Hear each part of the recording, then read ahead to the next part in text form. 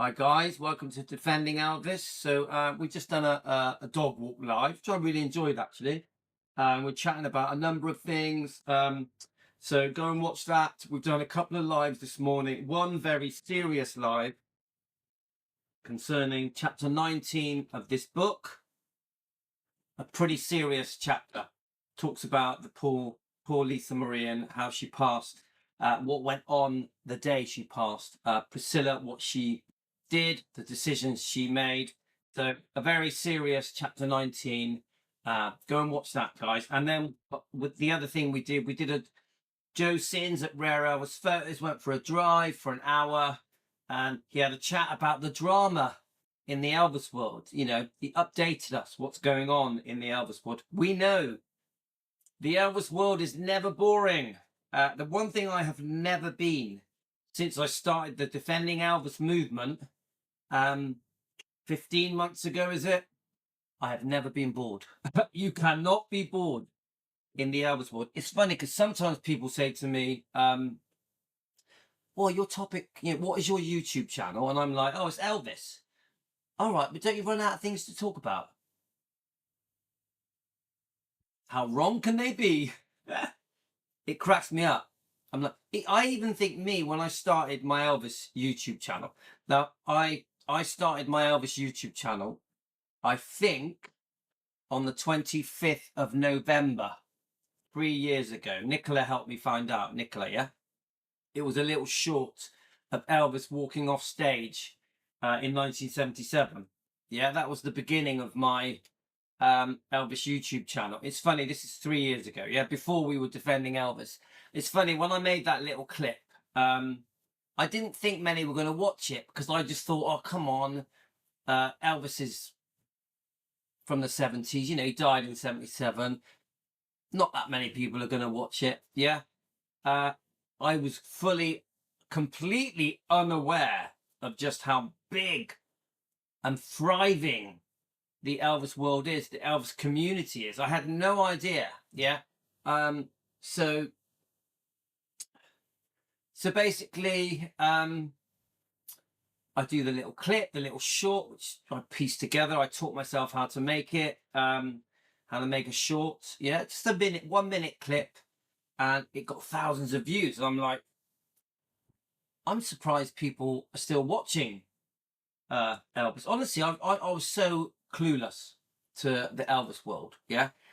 So I made another one. I think it was one of Elvis getting his hair cut in the army, and that had the same response. And I was like, bloody hell, because I've always been a massive Elvis fan, yeah. But I always thought, it's yeah, I'm an Elvis fan. I'm a massive fan, but it's from the past. It's something I grew up loving. Yeah, 70s, 80s, 90s, noughties, whatever.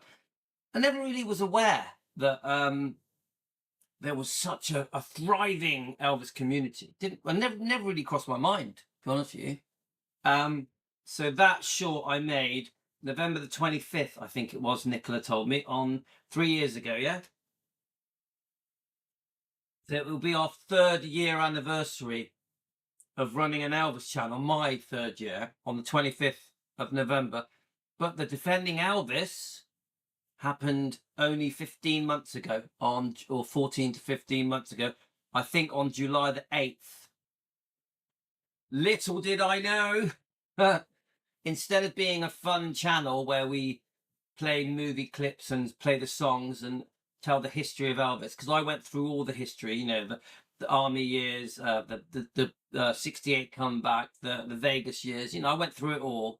And I was just retelling the history of Elvis on my YouTube channel that was called Louis' World of Elvis. We had a couple of other names, but the standout name was Louis' World of Elvis. I still use that name sometimes. I think I use it on X, because we have X, we have Instagram, we have TikTok, we have Facebook. So I tell you what, guys, I never knew that once we became a Defending Elvis channel, what was ahead for me, what was installed for me. I still, every day I wake up, I almost pinch myself. Can't believe what's happened, yeah? And I don't mean that Can I say? Let me just get some more water in my tea.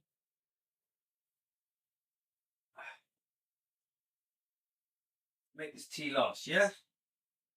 Um, we got a new kettle, guys. I bought a new kettle and a new microwave because my kettle was leaking and my microwave was falling apart, and the plate, the round plate in my microwave smashed. So we've got a new microwave coming today. It's always exciting when you get a new microwave and a new kettle. And the reason it says R on my cup is it's Rio's cup. Rio, my son, who is 17, Rio's got really bad toothache. So I went to the chemist, got him some strong painkillers, got him some gel to rub into his gum. He's in a lot of pain. He's got a hole in his tooth. The dentist said he needs a filling. So I helped Rio today. I was being caring for my son Rio, 17. Yeah. And but come on, toothache is the worst, isn't it, guys? Have you ever had really bad toothache? Of course you have. My God, it's the worst pain. So I felt sorry for him. Yeah. So I wanted to go and help him. So I quickly drove to the supermarket and got him what he needed. That's Rio. Obviously, you know, guys, I've got 5 kids. Giovanni is 15. Yasmin is 8. No, she's 9 now. Tino is 5. And Talia, who's at work, she looks after children, is 19, Talia. So I think that's everyone. Have I missed anyone? So with my wife, yeah? Obviously, I've been with my wife for 20 years, yeah. I do have a son, Andreas, who is 28. And I keep phoning him up, nagging him to come and see me. He doesn't visit enough, but he will come.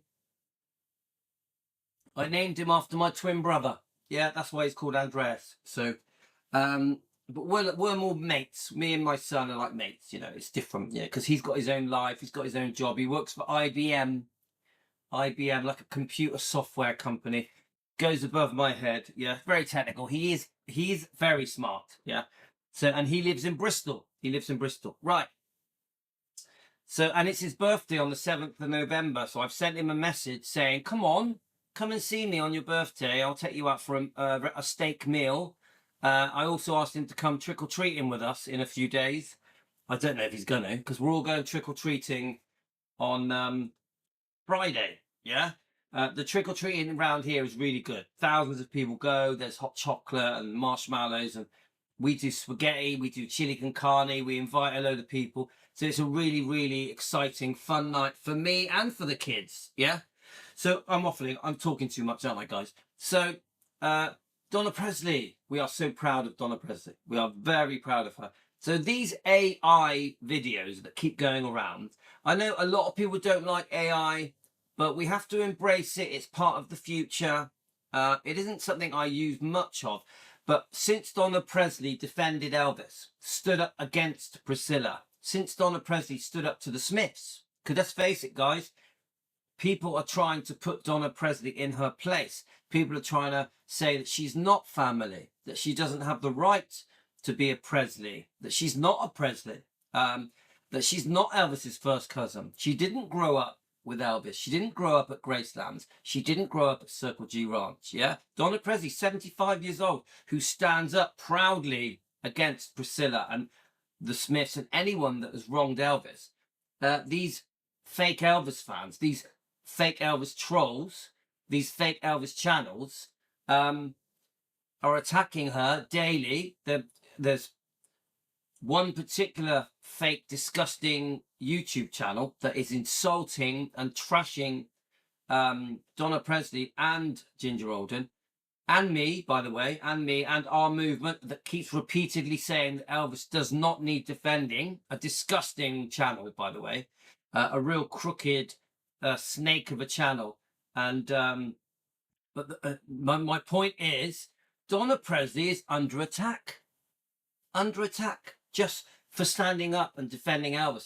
She has come from nowhere, it feels, but even though she's been around defending Elvis for decades, but it feels to the Elvis community that Donna Presley has suddenly come from nowhere. And the fact that she's aligned with us, the defending Elvis, yeah, Team Elvis, Elvis defenders, has shocked everyone because it's given us extra credibility. We already had credibility. We were already doing very well.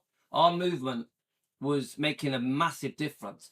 But the fact that we've had people like Ginger Alden, Donna Presley, out of the blue, I never asked them. They noticed that we were defending Elvis. It's been a miracle. It's a godsend. Donna Presley, Ginger Alden, they're a gift from God for our movement, defending Elvis. So, of course, we're going to defend Ginger. Of course, we're going to defend Donna. All of these troll attackers, whether they're fake Elvis troll channels or if they're fake Elvis fans, yeah, we're going to stand up for Donna Presley. We're so proud of her. We're so lucky to have her. Yeah? We're so lucky to have Ginger. Anyone that supports us, thank you. We will defend you. The bullies that are attacking us, insulting us, we're going to expose them. We're not worried about the bullies. We're not worried about the fake Elvis fans, the fake Elvis trolls, the fake Elvis channels, because we just expose them, make them look silly. So obviously, with the AI channels, the word's got around, guys. The word's got around. Yeah. Donna Presley, there are now dozens of YouTube channels recreating what Donna Presley has done. The fact that she has stood up against Priscilla Smith, the fact that she proudly is defending her father, her grandmother, Minnie May, her auntie, Aunt Delta, because recently Aunt Delta has been trashed by the Smiths, believe it or not. Yeah. So she stands up and defends her family, the Presleys that she grew up with. Yeah. Could you imagine anyone trashing her own family, Presley? She's got Presley blood in her veins. Could you imagine people saying to her, "You're not a Presley," even though she is Elvis's first cousin? She is Uncle Vernon, Elvis's father, is her uncle. You get it? Her mum is Vernon's sister. Minnie May is her mum. She, even recently, the Smiths have admitted that she did spend a lot of time at Circle G Ranch at Graceland. She did live the life. She was there. She spent a lot of time with Minnie May and Aunt Delta. She spent a lot of time at Graceland. She spent a lot of time visiting her parents who lived at Graceland, who also babysat Donna's Presley's children. She truly is a Presley. So these AI videos now are boasting proudly how lovely Donna Presley, yeah, is defending Elvis, Lisa, the bloodline, Vernon, Gladys, get it? Minnie May, Aunt Delta, Donna Presley, proudly stands up against Priscilla Presley, who is running around the world trashing Elvis and Lisa and Ginger Alden and Michael Jackson for money, for cash, to try and sell more books, telling lies. Donna Presley stands up and says, "I ain't having it." Challenges Priscilla. How many people in the Elvis community have the guts to stand up against Priscilla, who has trashed Elvis for cash for decades, who has told hundreds of lies? It all started with this trash book. This trash book. Yeah? She's the only one. Donna Presley is the only one that is standing up. I'm on about family member now. Not Team Elvis, not Louis in the UK. Family member that stands up and goes against the Stanleys, the Smiths, Priscilla, the Memphis Mafia. Stands up for her family. Stands up to the bullies. Yeah, the fake Elvis news. Donna Presley should be a hero. She is a hero. She should get a medal. And these AI videos are picking up on it and showing the world on YouTube, on Instagram, TikTok, everywhere, Facebook, X, how amazing Donna is. Now, I do notice that these videos speak a bit too fast, so it takes a bit of getting used to. We don't have to play the whole video because these AI videos are very repetitive, yeah? So they keep repeating the same thing over and over again. We only really have to play the first half, yeah? But I proudly play this video. I don't want to offend anyone that's against AI. I proudly play it in honor of Donna Presley. She deserves our respect. Only recently she made a video defending her family, the Presley, when the Smiths made a mistake about her father, Earl. Yeah. So remember, we stand up for the Elvis community, for Elvis, yeah? So if people have trashed Elvis in the past, we're not happy. Okay, guys, let's press play. We know that he went motorcycle riding, loved that as a pastime. He had a race car track out. For years, Donna Presley kept her mouth shut. Not because she didn't have anything to say, oh, she did. But in her family, silence was a kind of love.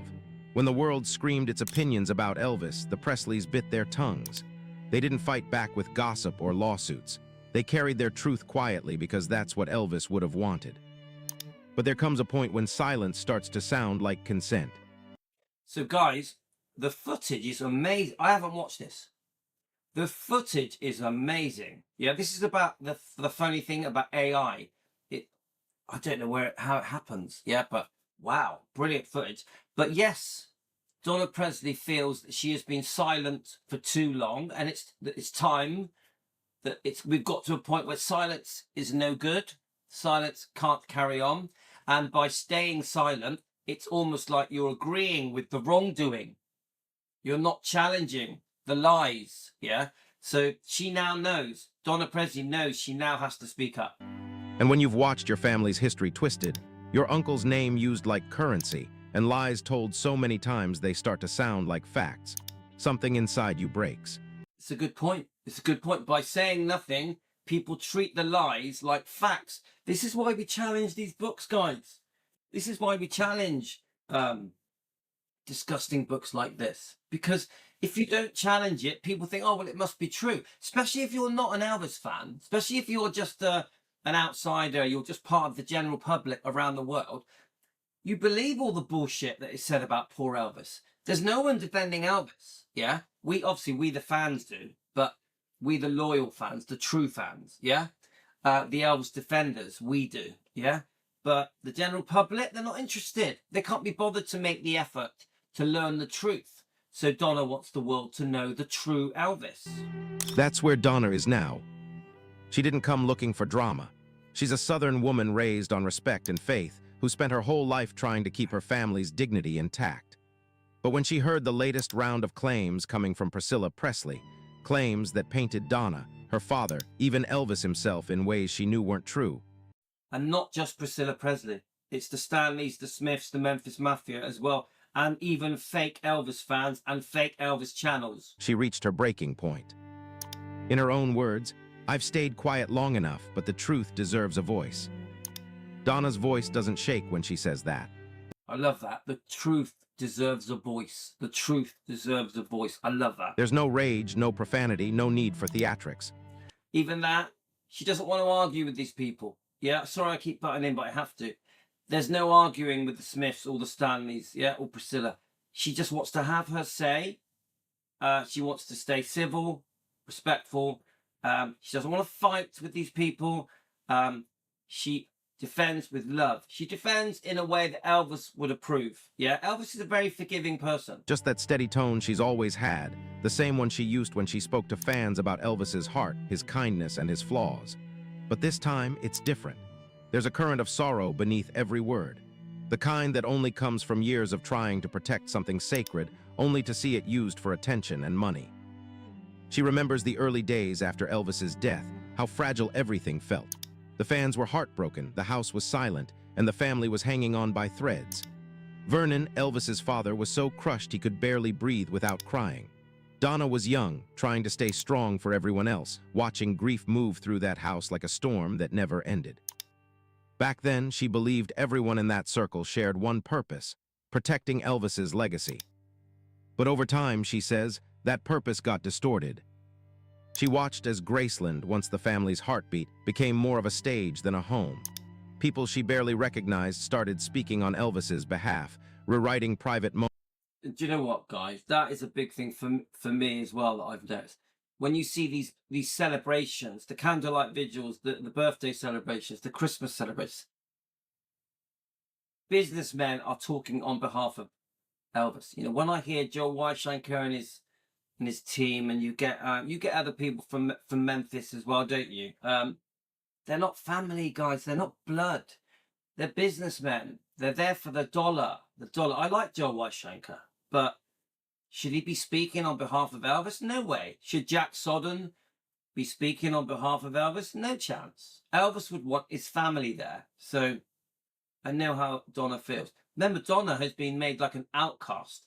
I really hope that Elvis Presley Enterprises recognize Donna and invite her to Graceland, invite her into Elvis Week, you know, to the candlelight vigils, to the Christmas celebration, because she deserves it. She's Elvis's first cousin. She has to pay to get in. Isn't that shocking? Donna Presley, Elvis's first cousin, has to pay to get in. I get it with the Smiths because they betrayed Elvis. They said things that can't be unsaid. They trashed Elvis for money, yeah? And so did the Stanleys. So did Priscilla. I don't get it with Donna Presley. Donna Presley has done nothing wrong. Moments as public headlines. It was like watching someone repaint your childhood memories, she says quietly. They took something sacred and made it marketable. For a long time, Donna didn't name names. She didn't It became a business. It became a business. have to. People close to the family already knew where the fractures were. But when Priscilla started giving interviews, talking about things Donna knew were never true, claiming intentions and private conversations that simply didn't happen, she realized her silence was You know, I mean, he's speaking very fast, but yeah, Priscilla has rewritten history. She's re-imaged, reinvented the truth. This fairy tale, you know, because Priscilla wants the world to think they had this beautiful romance that only went wrong because Elvis took drugs, yeah, or was unfaithful. She wants it to sound perfect. Oh, everything was meant to be, you know, this chance meeting in the Eagles Club. The whole thing may have been a setup. Priscilla may have set up Elvis. This so-called beautiful romance, only because Elvis was unfaithful, went wrong. No, she was unfaithful within a year of the marriage. You've heard me say it a thousand times. She was unfaithful months after Lisa Marie was born, and then she was unfaithful again with Mike Stone, the karate champion. When Lisa was 4, she dragged Lisa away from Elvis, her father, to live with a stranger. I know you've heard it all before, guys, but you've been conned and tricked, and Donna Presley has had enough. doing more harm than good. She never wanted a feud, she wanted the truth. I was raised to tell it like it is, she said once. That's how my daddy was, that's how grandma was, and that's how Elvis was. You don't twist things to make yourself look better. You stand on what's real even if it hurts. And lately, it's been hurting a lot. Because for Donna, this isn't about who owns what. It's not about fame or money or power. It's about memory, what actually happened and how her family lived it. She wants the truth. She wants the world to know the truth. When she first started her YouTube channel, Donna Presley Official, it was never about defending.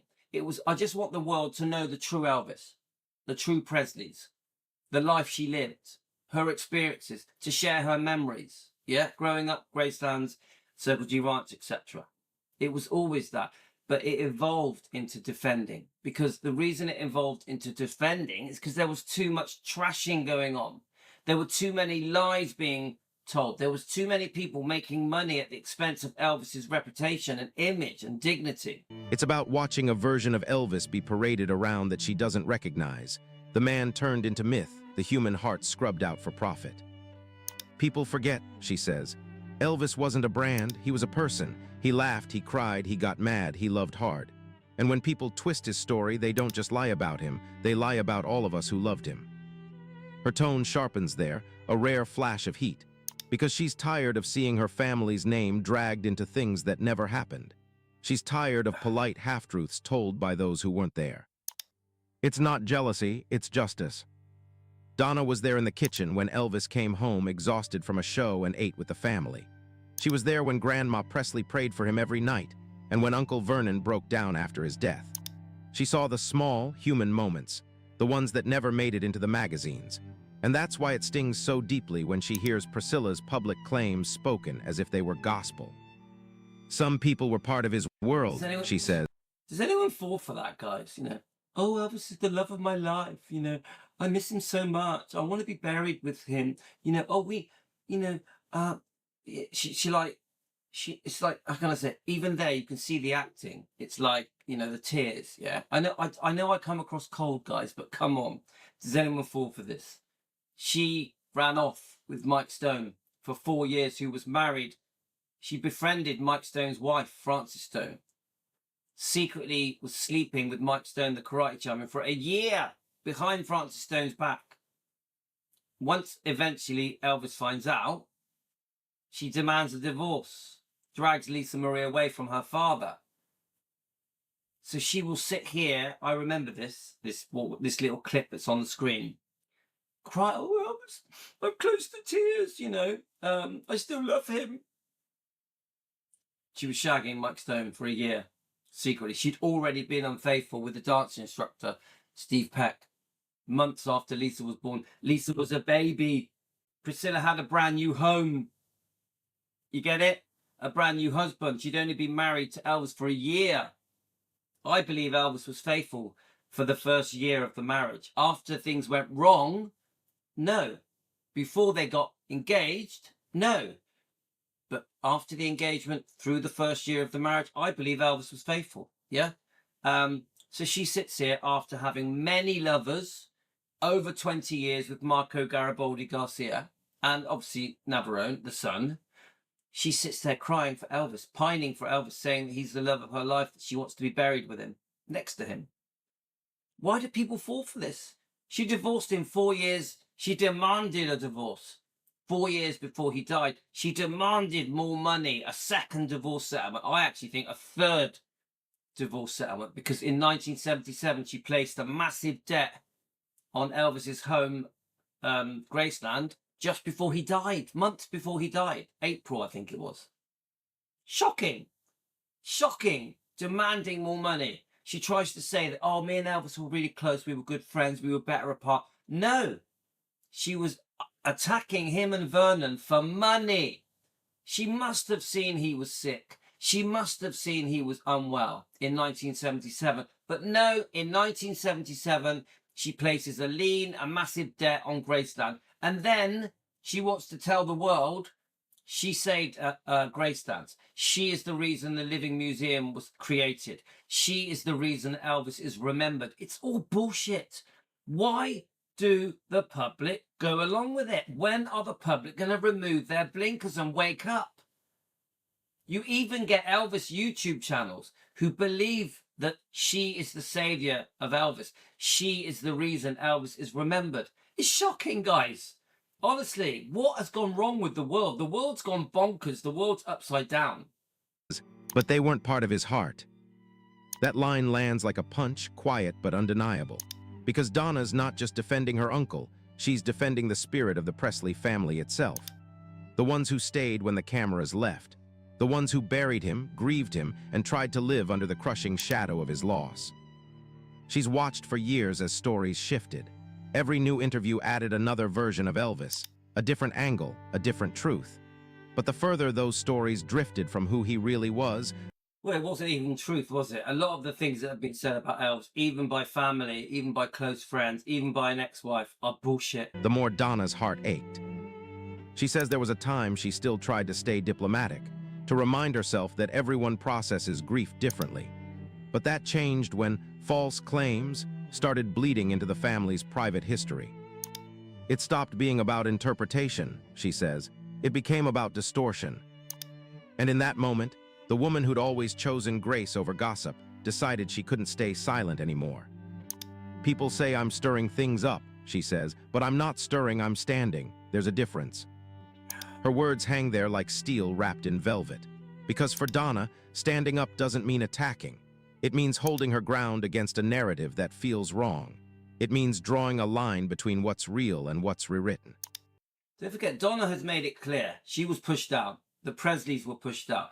Once Priscilla managed to, obviously the circumstances leading to Priscilla being added to Elvis's will, because we know Elvis did not want Priscilla on the will, removed her from the will, I would say.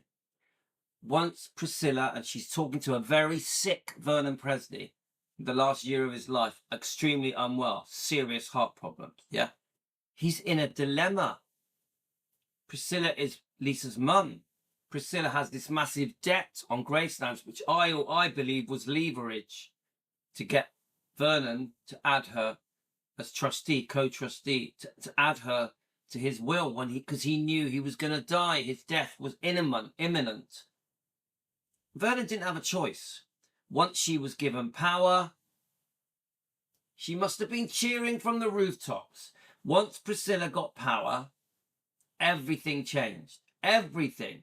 And bit by bit, everybody was squeezed out. Everybody. The people that were allowed to stay were the ones kissing her ass. The ones doing as they were told. Yeah? Priscilla had all power. She was very powerful. Once she became co-trustee, even though it was supposed to be just on behalf of Lisa Marie, just till Lisa Marie turns 25, Priscilla kept power till for 40 years. 40 years. Even when Lisa Marie died, she was clinging on to power, but luckily Riley Keough fought her off, paid her off. Yeah. It's shocking, guys. Shocking. She's not out to destroy Priscilla. She doesn't even sound angry most of the time, just deeply disappointed.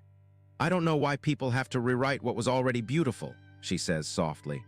Elvis didn't need defending, he needed remembering, and we failed him when we let people use his story like it was a prop. Oh, he needs defending. That's the heartbreak talking, the kind that doesn't scream, it aches. Donna's memories of Elvis aren't dramatic, they're tender. The man kissing her on the head and calling her Donnie. The family dinners where everyone laughed until their sides hurt. So don't forget, I talked with Donna and Karen, yeah. Karen's obviously Donna's assistant, yeah. Karen's very important, guys. She is pivotal to what's happening with the Defending Elvis movement and the fact that Donna has joined with us, yeah. Karen's very important. But what is being said now in this video, I've had discussions with these people. I've heard it from the horse's mouth, guys. The way he always found time to ask about her kids, even when the world demanded every second of him. That's the Elvis she knew. That's the truth she's fighting for. And when someone claims to speak for him but twists that truth, it's not just disrespect, it's desecration. She leans on one of her uncle's favorite sayings. Truth is like the sun. You can shut it out for a time, but it ain't going away. Donna believes that. She's betting everything on it. Because every time she's told to stay quiet, she remembers that quote. Every time a new claim surfaces that she knows is false, she remembers who Elvis really was. So guys, obviously it's AI. It's AI. So they ad-lib a bit. I do think they exaggerate things, and they may even say things that aren't correct. Yeah. But you get the gist, guys. You get the gist. I'm only going to play half of it. There's about 4 or 5 minutes left. But we are so proud of Donna Presley. So proud of her. Every time people accuse her of causing division, she remembers her uncle's integrity and how much it cost him to stay kind in a world that was. That's why this moment matters. Because for the first time in decades, Donna Presley isn't speaking from behind a wall of politeness. She's not hiding behind family loyalty or fear of backlash. She's speaking for the man she loved, the family she lost, and the truth that's been buried under decades of noise. Her message is simple but firm. I don't need to prove who I am or what my uncle meant to me, but I won't let anyone rewrite our story, not now, not ever. And with that, she takes a breath. Well, she proved that the other day when the Smiths tried to talk about her father, yeah? So she won't allow things to be told incorrectly. She'll put things right. She does it with respect, no hate. She doesn't want an argument. She doesn't want a back and forth tit for tat, but she wants the world to know the truth. She was there. She knows the truth. She knows what happened to her father. You get it? The kind that sounds like a lifetime of weight finally lifting, and says one last line that sets the stage for everything to come. Graceland was never meant to be a battlefield. To the world, it looked like a palace, white columns, iron gates, and the ghostly shimmer of flashbulbs outside. But to those who lived behind those walls, it was just home, family, fried chicken in the kitchen, laughter echoing down the hallways, and at the center of it all was Elvis trying to balance being the king with being just a son, a cousin, a man. Do you know what? I might play all of it because I love the footage, guys. I think I'm going to play the whole video. The footage is too good. All of this is beautiful. I love it. But when fame walks through your front door, family starts to feel different. Donna Presley remembers that shift better than anyone. She remembers when the laughter in the dining room started to fade, when certain people began speaking for Elvis instead of listening to him. when decisions that used to come from love started sounding like they came from image control. She doesn't name names, but her tone says everything. "You could feel it," she once said. "You could feel when something wholly turned into something planned." In the early days, the Presley family was bound by something stronger than contracts or fame. They were bound by faith, loyalty, and that old Southern belief that you don't air your dirty laundry. Whatever happened behind closed doors stayed there. But over time, those doors stopped belonging to the family. It started small, meetings held without certain relatives, conversations cut short when Donna walked into the room, new faces with polished smiles who talked about the brand instead of the man. Elvis loved his fans, but he never saw himself as a product. Others did. The divide grew quietly like a crack in marble. The Presley side of the family wanted to keep Elvis human, his faith, his flaws, his generosity. The other side, led largely by Priscilla's influence, wanted to make him larger than life again. Sell the image, control the story, protect the legend. See that? Sell the image, control the story, protect the legend. I get this, guys, because what's happened is Priscilla has tried to, it's just me and Elvis, you know. Me and Elvis, there were no other girlfriends. We had a perfect romance. Nothing else happened. Priscilla had no other boyfriends. Priscilla had Elvis. You get it? This iconic image of Priscilla and Elvis, way back from the 60s. That's all she wants us to remember. She doesn't want us to know the truth. She doesn't want us to know about all the different lovers she had, how she was unfaithful and betrayed and trashed Elvis. She just wants us to think everything was perfect. It was a perfect fairy tale. Oh, and by the way, Priscilla was a poor victim. Get it? Oh no, look what I went through at the hands of Elvis. Oh no, look what I went through at the hands of Lisa Marie, my daughter. You see the con? But that word control still stings Donna. Control was never Elvis's language, she says. He was about trust. He gave freely, sometimes too freely, and that's what broke him in the end. Donna remembers family gatherings that felt colder, conversations that used to... See, I don't think Elvis was broke. I actually think if you listen to Ginger Alden and read her book and the way and her interviews, how she discusses Elvis in the last 9 months, and the fact that he was all set to go on tour, looking forward to it, played racquetball, was on the piano. Yeah, if you listen to his last steps, the last few days of his life, Elvis hadn't given up. So, you know, obviously this is AI. Don't take every word for it. It has been ad-libbed quite a lot. So let's keep going. The flow with laughter turned into cautious small talk. The tension wasn't open warfare. It was quiet, careful, and calculated. Everyone pretending things were fine while the truth sat heavy in the air. Elvis tried to bridge it. He'd walk into a room and light it up again, joke, make everyone eat together, keep the peace. But even he couldn't hold two worlds together forever. There were people whispering in his ear about business, image, control, while the people who truly loved him were pushed further back. And after he was gone, that line between family and representation became a wall. Donna says it's strange to watch people talk about his wishes when she remembers the man sitting in his mother's kitchen saying the exact opposite. She remembers what he... Yes, obviously, I don't know if there's any truth to these. It does get a little bit silly, guys. Come on, it's AI, but the basis is Donna's had enough. Enough is enough. There's time for silence has ended. She is going to stand up for her family, the Presleys. I don't think there's any point playing all this because it's going to be repetitive. It's going to keep saying the same thing. It's going to keep ad-libbing and adding silly stories to sort of sensationalize the videos. So, you know, I'm a bit funny with AI, but you get the idea, guys. You get the ideas. Let's just play another minute and then I'm going to end it. And I am proud to defend on Donna Presley. So proud. Valued truth, family, and privacy. And that's why hearing new versions of history hurts so much. There's a difference between telling a story, she says, and rewriting it to fit your purpose. When Priscilla speaks publicly about Elvis now, about what he wanted, how he thought, what he supposedly said, Donna feels a wave of disbelief. Okay, I think the screen's gone black anyway, but it doesn't matter because I've come to the end of the video.